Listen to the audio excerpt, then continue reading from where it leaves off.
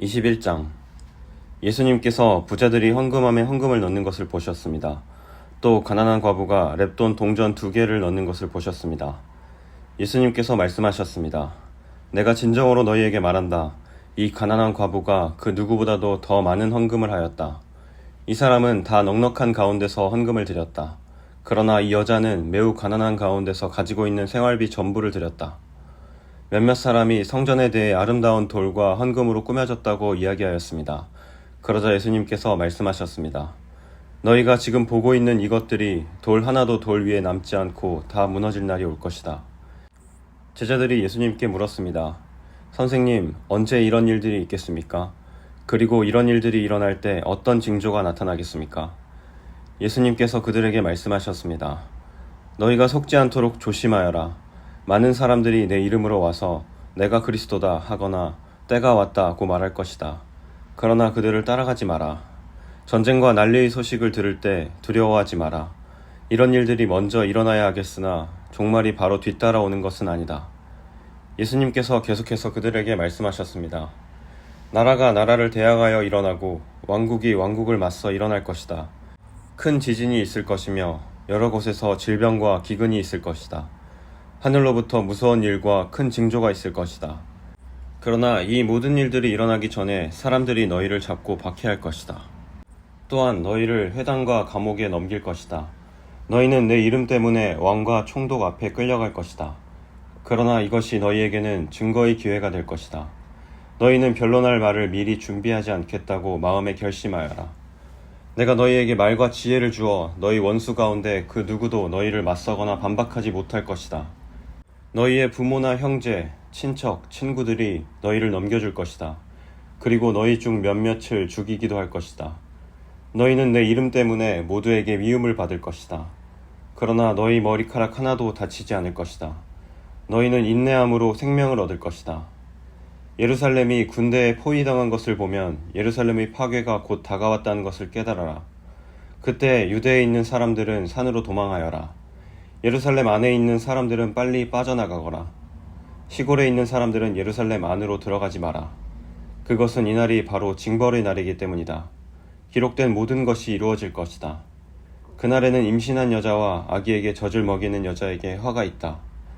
땅에는 큰 고통이 닥치겠고 진노가 이 백성에게 내릴 것이다. 그들은 칼날에 쓰러질 것이며 여러 나라의 포로로 붙잡혀 갈 것이다. 이방인의 때가 끝날 때까지 예루살렘은 이방인들의 발에 짓밟힐 것이다. 해와 달과 별들에게서 징조가 있을 것이다. 땅에서는 민족들이 바다와 파도의 소리에 당황할 것이다. 사람들은 세상에 닥칠 일을 예상하며 두려워하고 기절할 것이다. 이것은 하늘에 있는 권세가 흔들릴 것이기 때문이다. 그때의 사람들은 인자가 구름을 타고 능력과 큰 영광으로 오는 것을 볼 것이다. 이러한 일이 일어나기 시작할 때 일어서서 너희의 머리를 들어라. 이는 너희의 구원이 가까이 오고 있기 때문이다. 예수님께서 이런 비유를 말씀하셨습니다. 무화과 나무와 다른 모든 나무들을 보아라. 잎사귀가 돋는 것을 보면 너희는 여름이 가까웠다는 것을 알 것이다. 이와 같이 너희도 이런 일들이 일어나는 것을 볼 때 하나님 나라가 가까운 줄 깨달아라. 내가 진정으로 너희에게 말한다. 이 세대가 다 지나기 전에 이 모든 일들이 일어날 것이다. 하늘과 땅은 없어질지라도 내 말은 결코 없어지지 않을 것이다. 내 마음이 방탕과 술 취함과 삶의 걱정으로 무겁게 눌리지 않도록 하여라. 그날이 마치 덫처럼 갑자기 내게 다가올 것이다. 그날은 온 땅 위에 살고 있는 모든 사람에게 다가올 것이다. 일어날 이 모든 일들을 피할 힘을 얻고 인자 앞에 서기 위하여 항상 기도하며 깨어 있어라. 예수님께서 낮에는 성전에서 가르치시고 밤에는 밖으로 나가셔서 올리브라고 불리는 산에서 지내셨습니다. 모든 사람들은 아침 일찍 일어나 예수님께 말씀을 들으려고 성전으로 나와왔습니다. 22장. 유월절이라고도 하는 무교절이 다가왔습니다. 대제사장들과 율법학자들은 어떻게 하면 예수님을 죽일까 궁리를 하였습니다. 이는 그들이 사람들을 두려워하였기 때문입니다. 사탄이 12제자 중 하나인 가룟이라고 하는 유다에게로 들어갔습니다. 유다가 대제사장과 성전 수비대장에게 가서 예수님을 그들에게 어떻게 넘겨줄지를 의논하였습니다. 그들은 기뻐하면서 유다에게 돈을 주겠다고 약속했습니다. 유다도 찬성하고 사람들이 없을 때 예수님을 그들에게 넘겨줄 적당한 기회를 찾았습니다. 유월절 양을 희생제물로 바치는 무교절이 되었습니다. 예수님께서 베드로와 요한을 보내면서 말씀하셨습니다. 가서 우리가 먹을 수 있도록 유월절을 준비하여라. 이들이 예수님께 물었습니다. 어디에 준비하길 원하십니까? 예수님께서 제자들에게 말씀하셨습니다. 보아라, 도시에 들어가면 물 항아리를 가지고 가는 사람을 만날 것이다. 그를 따라 그가 들어가는 집으로 들어가거라. 그리고 집주인에게 말하여라. 선생님께서 내 제자들과 함께 유월절 음식을 먹을 방이 어디냐고 물으셨습니다. 그러면 그 사람이 위층에 있는 정돈된 큰 방을 보여줄 것이다. 거기서 유월절을 준비하여라. 베드로와 요한이 가보니 모든 것이 예수님께서 말씀하신 그대로였습니다. 그들은 그곳에서 유월절을 준비하였습니다. 때가 되어 예수님께서 식사자리에 앉으셨습니다. 그리고 제자들도 예수님과 함께 앉았습니다. 예수님께서 제자들에게 말씀하셨습니다. 내가 고난을 받기 전에 너희와 함께 이 유월절 음식을 먹기를 간절히 바랐다. 내가 너희에게 말한다. 유월절이 하나님 나라에서 이루어질 때까지 다시는 유월절 식사를 하지 않겠다. 예수님께서 잔을 받아서 감사기도를 드리고 말씀하셨습니다. 이 잔을 받아 너희들끼리 나누어 마셔라. 내가 너희에게 말한다. 하나님 나라가 올 때까지 포도 열매에서 난 것을 이후로는 마시지 않을 것이다. 그리고 예수님께서 빵을 들고 감사기도를 드렸습니다. 그리고 떼어서 제자들에게 주시며 말씀하셨습니다. 이것은 내가 너희에게 주는 내 몸이다. 이것을 행하여 나를 기념하여라. 이와 같이 빵을 드신 후에 잔을 가지시고 말씀하셨습니다. 이 잔은 너희를 위하여 흘리는 내 피로 세운 새 언약이다. 보아라, 나를 넘겨줄 사람의 손이 나와 함께 식탁 위에 있다. 인자는 정해져 있는 대로 갈 것이나 인자를 넘기는 그 사람에게는 화가 있다. 제자들이 자기들 중에 누가 이런 일을 하겠는가 하고 서로 묻기 시작했습니다. 제자들 사이에 누가 가장 큰 사람으로 여김을 받을 것인가를 놓고 서로 말다툼이 일어났습니다. 예수님께서 그들에게 말씀하셨습니다. 이방인들의 왕은 백성들 위에서 왕노릇한다. 그리고 권력을 가진 사람들은 백성들에게 은인으로 불린다. 그러나 너희가 그래서는 안 된다. 너희 중에 가장 큰 사람은 가장 어린 사람처럼 되어야 하고 지도자는 종처럼 되어야 한다.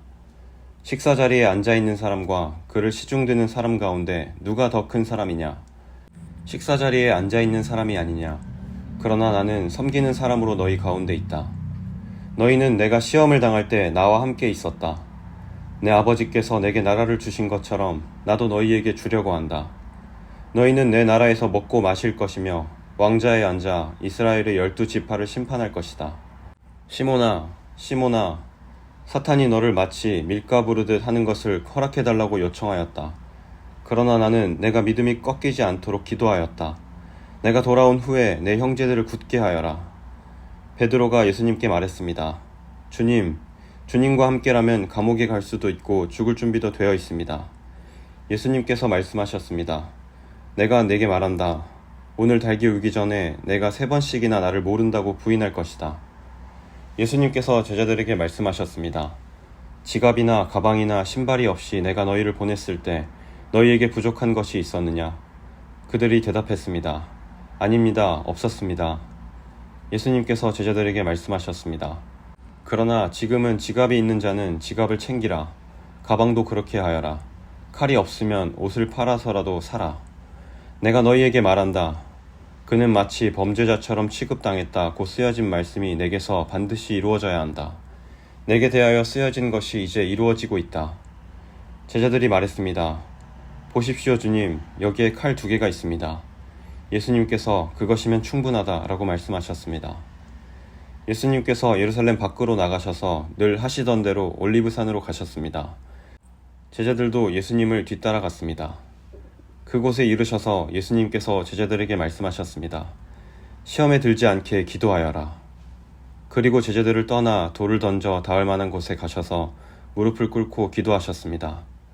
아버지, 만일 아버지의 뜻이라면 제게서 이 잔을 없애주십시오. 그러나 제 뜻대로 되게 하지 마시고 아버지의 뜻대로 이루어지게 하십시오.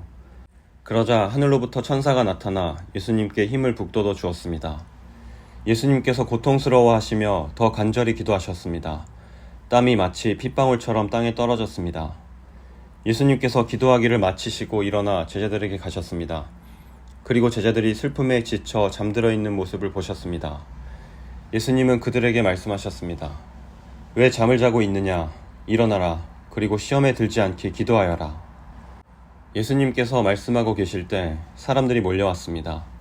12제자 가운데 하나이며 유다라고 불리는 사람이 사람들을 이끌고 왔습니다.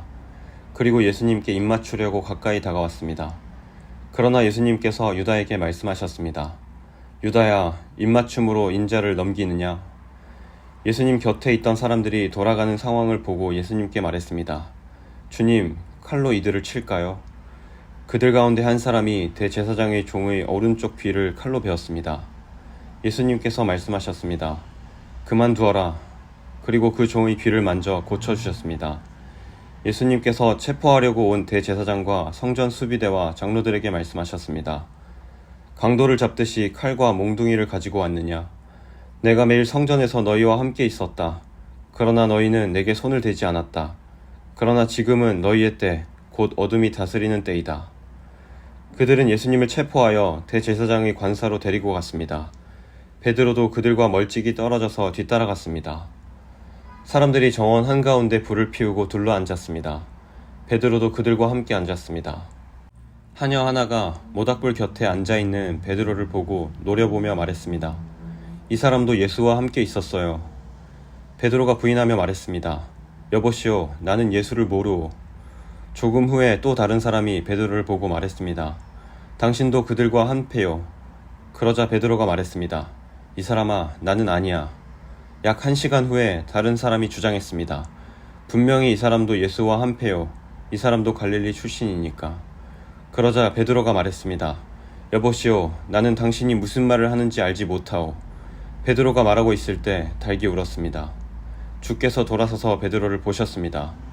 베드로는 주께서 오늘 닭이 울기 전에 내가 나를 3번이나 모른다고 부인할 것이다 라고 하셨던 말씀이 기억났습니다. 그래서 베드로는 밖으로 나가서 몹시 울었습니다. 예수님을 지키던 사람들이 예수님을 모욕하고 놀렸습니다. 그들은 예수님의 눈을 가리고 물었습니다. 알아맞혀 보아라. 너를 때린 자가 누구냐? 그 사람들은 여러 가지 말로 예수님을 모독하였습니다. 날이 밝자 백성의 장로들 곧 대제사장들과 율법학자들이 함께 모였습니다. 그리고 예수님을 그들의 법정으로 데리고 가서 물었습니다.